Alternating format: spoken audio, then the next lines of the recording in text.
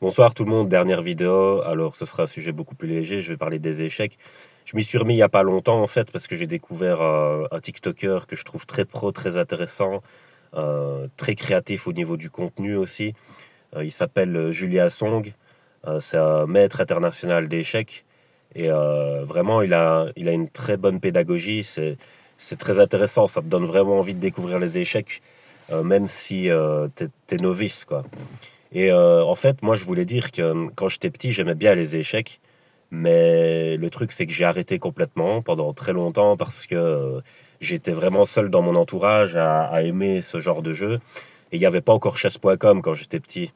Donc en fait, il fallait jouer avec le plateau. Mais le truc, c'est que si personne veut jouer avec toi, bah tu sais pas jouer, tu vois.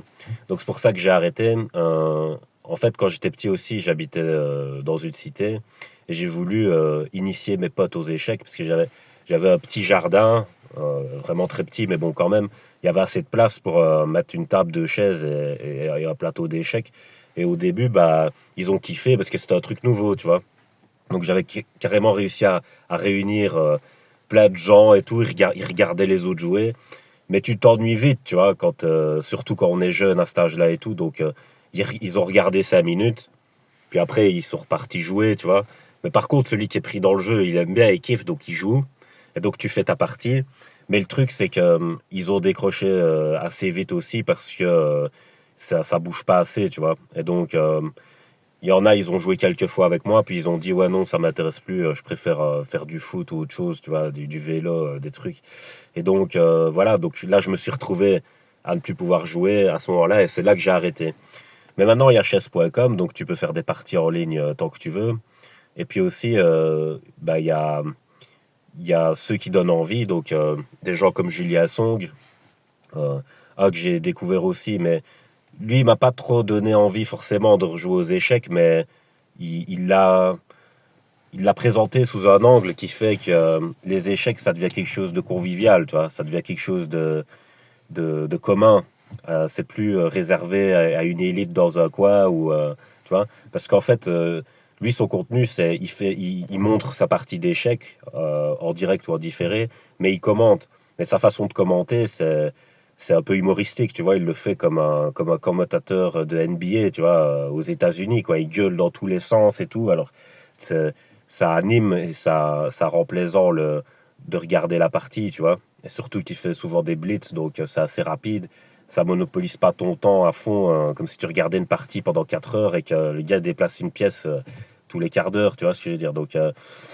Donc ça, c'est vraiment bien.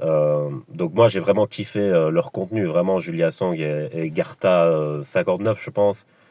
Ouais, c'est vraiment. Et en plus, ils se connaissent, donc c'est bien aussi. T'as d'autres joueurs d'échecs qui participent aussi à leur podcast ou à leurs vidéos, etc. Et c'est super intéressant. Moi, j'ai vraiment bien kiffé ce contenu. Donc, et c'est une trend qui a très bien pris apparemment, parce qu'il y a beaucoup de jeunes apparemment qui ont envie de se mettre aux échecs et tout. Alors moi, je vais dire les qualités que ça a, les échecs, et ça peut avoir des défauts aussi, donc je vais dire les deux. Pour moi, la qualité des échecs, c'est la structuration de ton cerveau au niveau logique, tu vois, au niveau de la perspective, parce que surtout la perspective, parce qu'en fait, les échecs, ça se joue sur plusieurs perspectives. Quand tu es novice, tu le sais pas. Tu vois, quand tu es novice, tu apprends juste à déplacer les pièces selon les règles. Donc, tu vois, telle case par rapport à si tu as un cavalier, un fou ou une tour, tu vois. Mais t'as pas de stratégie du tout. Tu joues au pif, quoi. Tu vois, tu avances tes pièces et tu te dis, ah, là, il y a une pièce en prise, je le vois, donc je la déplace ou je défends. Mais tu vois qu'une seule perspective, tu vois. Alors que les professionnels, eux, ils se bloquent sur plusieurs perspectives, si tu veux. Ils peuvent mettre en prise une pièce 4 à 5 fois, tu vois. Et qu'est-ce que ça fait, ça? Ben, ça fait que si jamais il y a un échange de pièces, c'est celui qui a le plus appuyé sur la position qui va la prendre, tu vois. Parce qu'en fait, une pièce, c'est aussi une position. Donc, le, le, le maître, il va prendre la position tout en prenant la pièce parce qu'il a plus appuyé sur cet endroit, tu vois. Et puis aussi, plus tu cernes l'autre, parce que c'est le propre des échecs, c'est de cerner le roi, tu vois. Et c'est ça qu'on dit échec et mat. C'est plus tu commences à cerner l'autre dans le jeu, et moins il y a de positions possibles dans les déplacements, tu vois. Donc, comme il y a moins de positions possibles, ça augmente significativement la possibilité d'erreur, parce qu'à un moment donné, tu vas bouger ta pièce, parce que faut pas oublier aussi qu'il y a le temps. Si tu joues des parties très longues, tu peux vraiment prendre bien le temps d'analyser toutes les perspectives pour déplacer tes pièces. Mais quand tu as un temps court, bah, tu n'as pas cette perspective. Du coup, si tu joues face à quelqu'un qui est très fort, il va bloquer beaucoup d'endroits et alors tu vas faire forcément une erreur. Tu vas faire une distraction, tu vas bouger une pièce là où il faut pas et où elle est en prise et là tu la perds. Et voilà, donc c'est ça qui est intéressant aux échecs, c'est le développement de la perspective, le développement de la stratégie et de la gestion parce que tu es le gestionnaire de tes pièces. Tu vois, donc c'est toi le patron si tu veux. Donc tu apprends aussi ça, tu apprends la gestion, tu vois. Euh, tu apprends la précision. Et voilà. Par contre, il y a des côtés que je trouve qui sont plus des défauts, et je vais expliquer pourquoi. C'est dans l'excès, en fait. Voilà, c'est dans l'excès. Si tu joues trop aux échecs et que tu perds ta vie sociale, ça va te créer des perturbations dans ton cerveau parce que déjà, tu auras beaucoup de perspectives, mais on va dire, tu seras trop là-dedans, tu vois. Alors, c'est très important d'avoir une vie sociale, quoi. Par exemple, Julia Song, il en parle quand même. Il dit c'est bien de jouer sur le net, mais il dit faut rencontrer des gens, tu vois. Parce que là, ça crée les interactions sociales et tout, tu vois. Tu peux parler avant de jouer, après avoir joué. Et si c'est pas une partie de championnat, bah, tu peux parler à ton adversaire en rigolant et tout ça, tu vois. Donc, il y a quand même l'interaction sociale qui est importante à entretenir. Mais je dis, il y a un défaut là-dedans, c'est que les échecs peuvent te mener à l'associabilité, tu vois. Et ça, c'est un défaut pour moi, tu vois. Ou à trop réfléchir sur des trucs où parfois, faut pas trop réfléchir, parce qu'on a un côté inconscient. Mais dans cette part-là des échecs, c'est les parts rapides qui te permettent d'utiliser ton inconscient où tu réfléchis pas trop. Mais par contre, les parts longues, si tu fais beaucoup de parts longues et que tu fais jamais de parts rapides, tu vas vraiment te mettre à faire trop aller ton cerveau dans des réflexions poussées, tu vois. Et ça, c'est pas bon non plus, tu vois. Faut un équilibre entre le conscient et l'inconscient pour avoir un cerveau en forme, quoi. Voilà, c'est ça que je voulais dire. Donc, le risque, c'est l'excès, c'est tout. Mais sinon, au niveau pédagogique, par rapport à l'époque à laquelle on vit, où il y a tellement de distractions, de manque de concentration, de ce que tu veux, ouais, là, c'est super pédagogique. Par exemple, des jeunes qui restent tout le temps sur leur téléphone et qu'ils savent pas s'en passer, mais qu'ils savent plus se concentrer sur un film, par exemple, ils savent plus regarder un film ou ils savent plus faire une activité plus longue, bah, et les échecs, ça va leur permettre de se reconcentrer, tu vois. Donc ça, c'est super bénéfique. Donc ouais, moi, je le recommande. À notre époque, je le recommande plus que peut-être avant, mais ouais, c'est super. Donc voilà, moi, je m'y suis remis en tout cas. Hein, je suis pas, j'ai un niveau bas quand même, tu vois. Hein.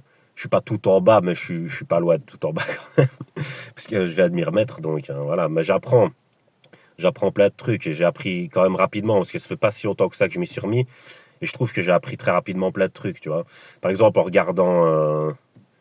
regardant bah, les TikTok des TikTokers échecs, bah, j'ai appris des trucs comme le mat du berger, comme enfin, des trucs ainsi. Il y en a d'autres, mais voilà, j'ai pas tout qui me vient en tête. Mais voilà, ça par exemple, là, c'est intéressant, tu vois. Parce que, en fait, le mat du berger, c'est quoi? C'est le roi, il est coincé sur son flanc gauche. Parce que sur son flanc droit, il y a sa reine. Et la reine, elle a plein de perspectives de développement. Donc, elle peut défendre le roi juste devant lui, elle peut défendre juste devant elle, et elle peut défendre encore à droite, tu vois. Donc, elle défend toutes les cases autour d'elle, la reine. Donc, si tu attaques par le côté où il y a la reine, bah, tu peux te faire prendre ton pion. Mais par contre, de l'autre côté, tu as le fou qui est juste à côté du roi, et puis tu as le cavalier. Et en fait, là, il y a un endroit où le roi il peut être cerné, parce que si tu viens devant le fou et que tu appuies deux fois, ben, ça veut dire que tu mets une pièce qui va venir devant le roi et une pièce qui appuie derrière, et ben là, ça fait échec et mat. Parce qu'en fait, le roi, il peut prendre, c'est le seul dans cet endroit qui peut prendre en face du fou.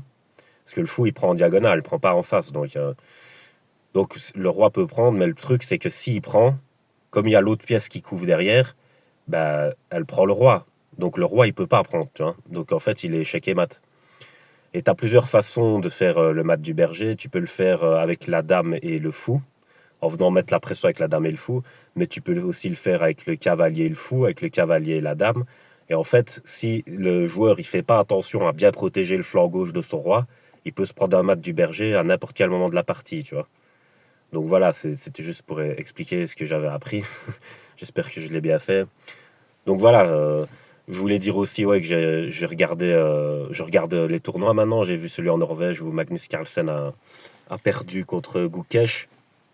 Et ça a fait une trend partout sur TikTok. Il y a plein de gens, ils ont fait des sous sur ça, genre, parce que tu vois, ici en Belgique, TikTok, il paye pas. Tu vois, donc tu fais des TikTok, tu reçois rien du tout. Tandis que dans les autres pays, ils payent. Mais ouais, mais t'es payé au nombre de vues, de likes, de partages. Et je dis, mais en fait, ça, c'est une trend, mais c'est des gens qui ont juste recopié la réaction de Magnus Carlsen, quoi. Et rien que juste en recopiant sa réaction, bah, il y a eu plein de sous partout, quoi. Genre, et je dis, pour vous dire quand même le succès qu'ont les échecs actuellement, quoi. C'est quand même puissant, quoi. Et, euh, je voulais aussi commenter la partie entre Gukesh et Magnus Carlsen, mais je vais quand même me retenir parce que j'ai pas super haut niveau, donc voilà, donc je vais pas le faire. Mais un truc qui m'a fort impressionné, c'est parce que Magnus Carlsen, il a une démarche bizarre, tu vois. Il a un peu de la dyspraxie corporelle, tu vois. Comme les autistes, hein, dans les joueurs d'échecs, il y a quand même pas mal d'autistes, donc voilà, ils ont de la dyspraxie corporelle à la base. Mais ce qui m'a choqué le plus, c'est que il a de la dyspraxie corporelle, Magnus Carlsen, quand il se déplace. Mais j'ai vu une vidéo de lui où il joue au foot. Putain, il joue super bien au foot. Donc il sait synchroniser ses mouvements super bien, ses pieds et tout, comment il se déplace dans l'espace et tout. J'étais vraiment choqué, admiratif quand même, parce que les échecs et le foot, c'est pas quelque chose qui va forcément ensemble, hein. Donc être bon dans les deux, c'est quand même pas mal. C'est comme le chess boxing, quoi. Ça aussi, les échecs et la boxe à la base, tu te dis ouais, c'est un peu des sports antagonistes, quoi, genre, tu vois. Euh, la boxe, c'est très physique, c'est très prisé au niveau physique. Euh, Niveau mental, je dis, tu fais pas des équations à 5 inconnus, tu vois. Donc je dis, donc tu vois, c'est quand même fort éloigné. Et je dis, et les échecs, ben justement, tu bouges pas et tu fais que travailler avec ça. Mais je dis, mais physiquement, tu bouges pas du tout, quoi, tu vois. Donc c'est vraiment des sports antagonistes, entre guillemets. Donc le fait de pousser les gens à savoir faire un peu les deux, ça c'est très puissant, moi je trouve. Ça un lien, c'est un pont fait par les Chinois, ça, tu vois. C'est genre, c'est un pont qui fait le tour de la Terre, quoi, tu vois, genre. C'est qui relie deux points que tu n'aurais jamais cru qu'ils auraient pu être liés un jour, quoi, tu vois. Donc voilà, je vais vous laisser sur ça. Passez une bonne soirée.